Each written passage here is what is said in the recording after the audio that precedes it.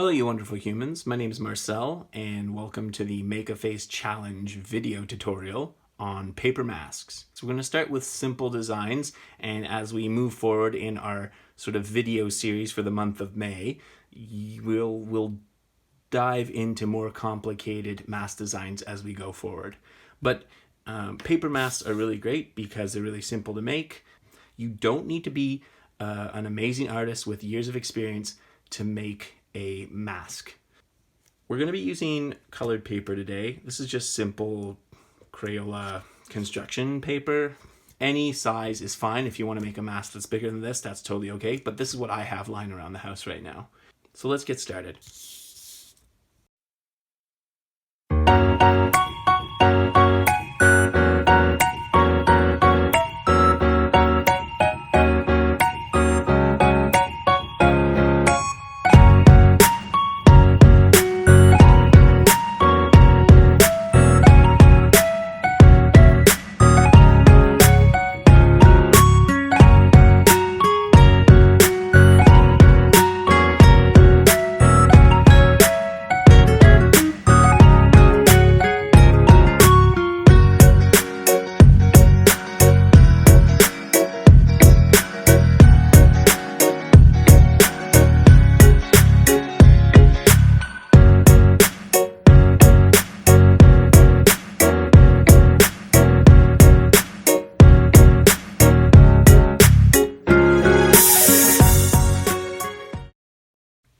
Okay, so now we've got a more clearly defined monster, which is fantastic. We've got this pink little goblin guy who I'm really starting to dig.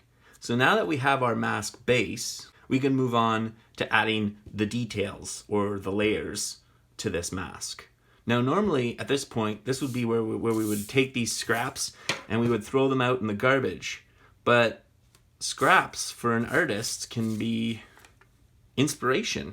So I'm looking at some of these scrap pieces of paper and I'm getting ideas. This is what I cut out of the eyes of the pink goblin. I'm going to trace some of these shapes, and from those traced shapes, those scraps that I found, now I've got all these really cool sort of features. So I've got a little tongue from my goblin there. No, I don't like it this way. This is where we can start to play with the shapes themselves. Maybe we can give them a cool green nose that kind of pops out a little bit, or some funky teeth.